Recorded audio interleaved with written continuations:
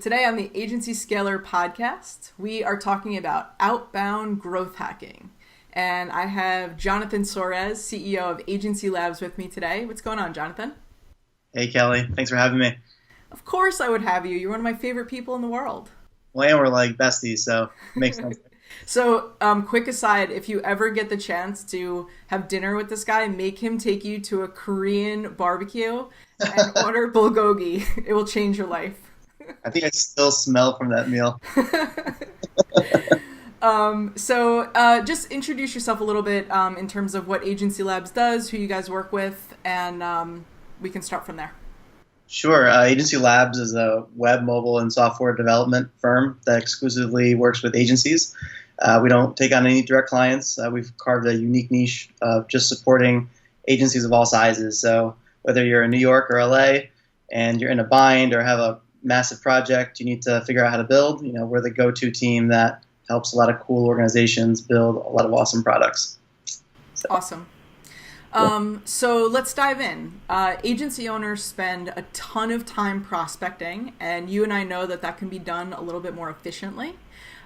So how can, if they're gonna, these agency owners and maybe like their biz dev people, what's the first step that they should take in order to really understand who their client is and how to find them online? So I think LinkedIn is the best source to figure out exactly who you want to target. It's a great search system that allows you to go through and figure out specific titles that you want to target, who the individuals are, size of the organization, geographic radius to where you are. And then from there, there's a lot of tools you can use that can help you extract that data and manage it into a list. There's two trains of thought in terms of either, putting your own list together and using these mediums, or using like a third-party database or platform that has a pre-existing list. A lot of that really depends on the agency, who's in charge of sales. If it's an agency owner that's, a smaller shop that's really spearheading sales, he might want to maximize his time and look for more turnkey solutions. If there's a sales team out there, you might want to have the ability for them to prospect on their own and build out lists independently from what the agency itself is going to provide to their sales team. And what are some of the different databases and things like that you use, or that you've seen other agencies use?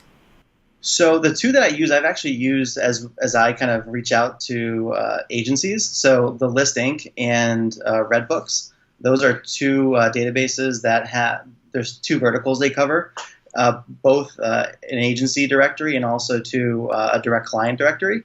And they'll have a list of the company, revenue size, annual spend, brands, team members, emails, phone numbers, addresses, you name it. And they have hundreds of thousands of contacts. So if you're a biz dev person at an agency and you're looking at which brands to target, that's a great, one-stop shop. The one caveat to that is, cleansing those databases can take a lot of time because they're not always updated fairly regularly. And that's what I was going to ask you. I know it's a paid subscription. Like, how accurate is that data? Yeah, I mean, usually about 50 to 60% of it is accurate. There's probably about 40% or so that's not. I use two tools for cleansing. One of them is a tool called Bright Verify. It's BRITE verify.com. I'm sure you'll post it on the show later. Yeah, but, sure. Yeah, it's a tool that you can actually upload a CSV file with your email list, and for a penny per lookup, it'll actually check which emails are valid and invalid, just so before you actually send out your campaign, you've actually verified the list before, so you don't get higher marks of spam. Right. Once you've done that, if you really want to figure out a prospect's email address, we actually built our own tool called Verify HQ. And what you do is you take your CSV file, and it takes the first name, last name, and domain name, and it acts as our email permutator. So it creates the 15 most logical combinations of someone's email address. It validates it and outputs what the verified email address is. That's crazy. Yeah, I mean, I was spending hundreds, if not thousands of hours, like pulling my own lists together, and it was just taking so much time. So we started building out our own like small micro solutions internally to help me expedite that process. And that was one of the ideas we came up with. That's like growth hacking at its finest. Yeah, especially since I have a team of developers here, it's great that if I tell them, hey guys, I'm having this kind of a problem, they're, very reticent to go and figure out how to fix it. So it's always awesome to have. Yeah, that's cool. So speaking about we're talking about outbound growth hacking. One of the tools that I love on my site and some of my agency clients' site to find unknown prospects is Lead Feeder. That's a great one. And then also for scraping different internet pages so that you can get contact information without having to do like a crazy copy and paste. I like dataminer.io, and I'll post the notes to both of those in the show notes. But like, what are some of your other favorite ones? So I do a lot of prospecting on LinkedIn. It's probably where I spend like 90% of my time. And a lot of the lists that I put together, I still do manually to some extent. So I'll use Lead IQ, which is a great tool that you can piggyback off of a really robust search, scrape LinkedIn, put a prospect list together dynamically, and boom, you've got a robust list. I think last week I put a list together of like 9,000 prospects in less than a day. Like that's to me is tremendous. That would have taken me a month to do. That's what I was going to ask you. What was the differential of when you were doing that just manually before versus using Lead IQ? Yeah, I mean, I'd be poking my eyes out, just going through spreadsheets, rows of thousands of data. But it's good because a lot of people will just wham and spam and just cast a wide net, and they don't know who they're prospecting. So taking a more manual approach, going through each lead, allows me to actually do some due diligence to see even if it is a relevant prospect for me to reach out to. So that part of the process, it's not as fun, but it's definitely, I think more rewarding as a salesperson to take that time to do that. Yeah, well, it's going to basically ensure your, deliverability. It's worth all the time in the world. Yeah, no, totally. And then, go ahead. Also, the other tool for LinkedIn is eLink Pro, and that's a profile viewer. Probably one of the most unique tools I've ever used. The idea is if I look at your profile, you're going to look at my profile, and it creates a warm connection. So if I shoot you an email after I see that you looked at my profile, I'm in top of mind in some capacity. Mm-hmm. So with this tool, you can actually look at 500, 600, 700 profiles on a daily basis automatically. So I just enter my search. That's very targeted, and I can look at those profiles, and I get probably thousands of profile views on my LinkedIn just because of that. And you don't hit any kind of cap, like even if you're using like the non-paid version of LinkedIn? So I have a paid version. I've tried it with the unpaid version, and there's not really a cap. There's limitations with search. So the LinkedIn Sales Pro, whatever it is. Sales Navigator? Sales Navigator, there you go. Thanks.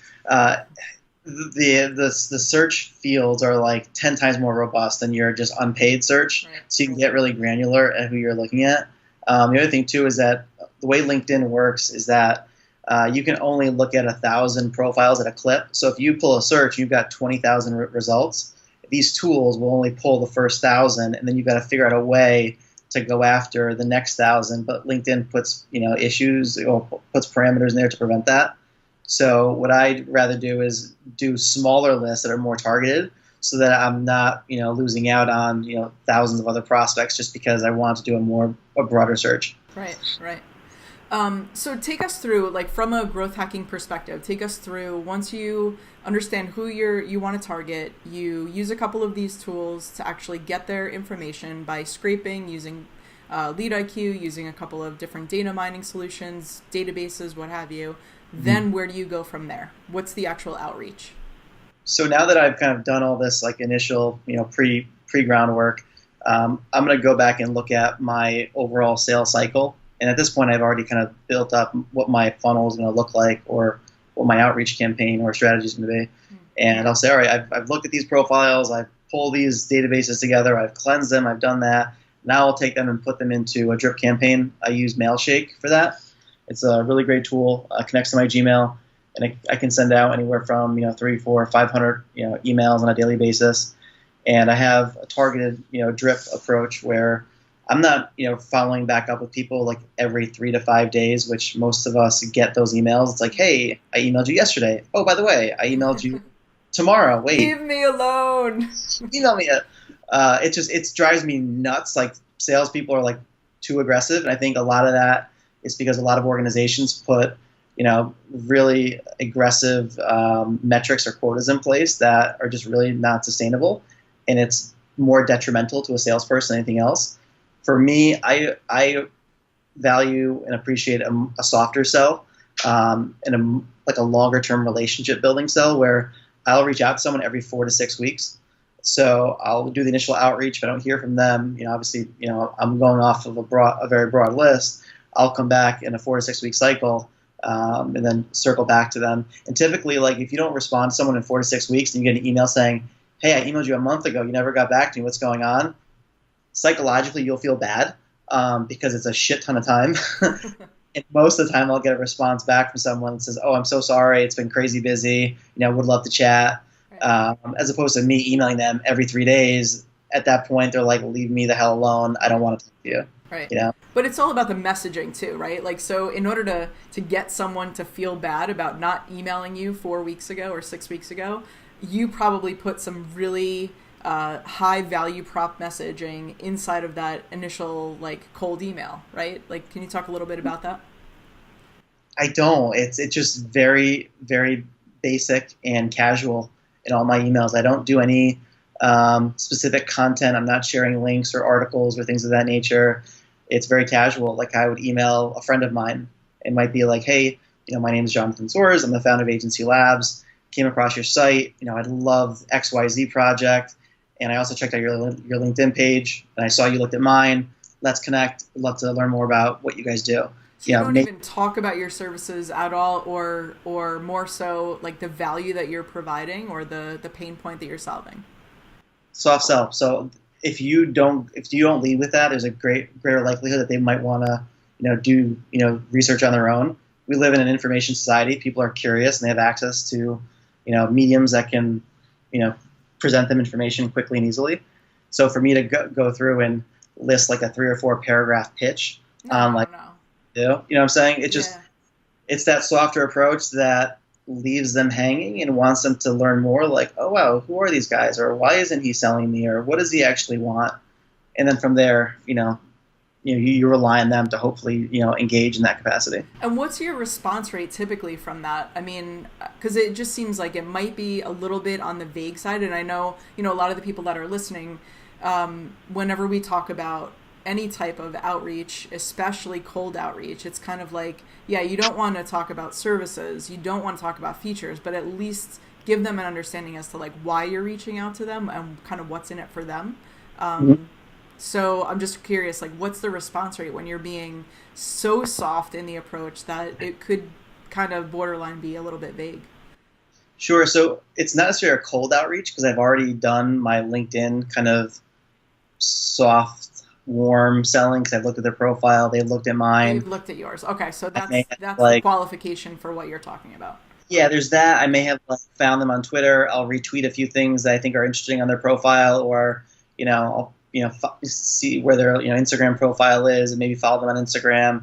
So like at that point they're like, "Who the hell is Jonathan Soares?" So like, what is this guy? And they kind of know like who I am or like what I do. So when I reach out to them, it's like, it's very casual in that regard. And it kind of hints at, who we are in our service offering, and people can put 2 and 2 together. I like to put something, maybe a line in there that's very brief that might say, "I'd love to learn about your engineering team and find ways that, we might be able to support you." Okay. Something small, but it's like, that is like the most insignificant part of the email, in my opinion. Yeah. But so once I've done that, I've gone through that process. They're really a slightly warmer lead at that point. So when they've gotten my email, my rates are fairly high. Like I'm probably, if I had to guess, I don't know, 20, 30, 35%, maybe 40% open rates, if not more. I mean, it's one of those. The other thing too is that as a development partner reaching out to an agency, agencies inherently have an emotional aspect to their business model. It's a high pressure, production related environment where if they have to appease a client or get a project done, emotions are racing. So when they have a vendor that reaches out that's not an offshore company or a one-off freelancer or someone that is just spamming the hell out of them, someone that has a reputable book of business, client roster, great portfolio that they feel comfortable with. I can't tell you how many emails I get responses. Oh my God, we've been looking for someone like you, or I was just going to email you back. Thanks for reaching back out to me. Mm-hmm. That, the ability to touch on that nerve or that emotion when you're emailing someone has worked to my advantage. Yeah. On the caveat, so when you're an agency selling into a direct client, and in my previous business, all I did was sell direct clients. I did headquarter calls for grocery store companies of all sizes across the country, from Walmart to Safeway, Food Lion, you name it. So I was reaching out to buyers to get my products into those grocery stores, and I know what it's like to be on that side of the table. Yeah. A lot of that approach, it's the right combination of persistence, but also to respect and courtesy of those individuals' time. And one thing I've seen over the years is that our personal space has gotten smaller and smaller and smaller. Totally. So when you're like actively going after somebody and intruding on their space, cold calling and stuff, things of that nature, I think there's a place for cold calling, but I think it's getting less relevant than it used to be. Again, industry specific, but in the marketing services industry, most people, they're inundated with technology all day long. Last thing they want is some random person giving them a phone call saying, hey, this is what I do. So I will actually incorporate cold calling at the very end of my sales cycle after I've kind of exhausted all of these other steps in my drip campaign. That way it's a less intrusive process. And after I've gone through that, I try and give the prospect maybe one or two last chances to reach out to me. And then I'd probably qualify it as a non-starting lead and just move on to the next. Right. Okay. But yours is really based on volume, right? I mean, you're sending out thousands and thousands of these things, probably either daily or weekly. I would say probably like 500 emails on a weekly basis, okay. Up to 1,000 maybe, but very targeted. So that list I've been kind of funneling down, over the past 4 years. So it's allowed me to really refine exactly who I'm reaching out to. And then I have a list of like 100 or 150 plus agencies that we keep in active communication with, that we're always kind of checking in, seeing how things are going and how their production cycles are going. So it's kind of a balance between, new business and kind of maintaining existing business. Right. That's the thing. Reengagement strategy. What's that? Reengagement strategy. Yeah, because a lot of people that, they're just constantly going after the next deal, and they're missing out on a lot of recurring business from existing clients, especially at larger companies where there's different departments, different verticals. Like once you get your foot in the door at a larger organization, there's trickle down of new business that you can pull from that you might not even known about, but it's about getting involved in that organization and kind of understanding the inner workings, and then leveraging that and leveraging your initial point of contact to introduce you to other departments and build it out from there. Yeah, I absolutely. can't tell you how many people have done one project for one company and then tossed on their website as a portfolio piece and then never worked with them again. And it's like, that's Procter and Gamble, or that's Unilever. Like they have, $1 bajillion in, budget to do all sorts of crazy stuff. Right. Yeah. So as we're wrapping up, just leave us with, what is if you had to put the stake in the sand, what's your number one favorite prospecting tool aside from, LinkedIn? I know that you use that a lot, but your best prospecting tool from the standpoint of growth hacking? It's tough like that. I mean, LinkedIn for me, I know it's, I talk about it a lot. It's really powerful. The other tool that I use pretty regularly is Product Hunt. I know it's more of a platform, but I'm constantly on Product Hunt seeing what new tools are hitting the market, just so I can test them out and see what new tools I can leverage to kind of expand upon, my growth hacking initiatives. The thing about growth hacking is that it's always growing and evolving, so you want to keep up to speed on the latest and greatest tools and methodologies. So that's something that, aside from the tools that I mentioned, keeping up to speed on, the latest and greatest tech is really, really important. Awesome. Thank you so much. I really appreciate your time. No problem. Thanks for having me. All right. Talk to you later. All right. Take care.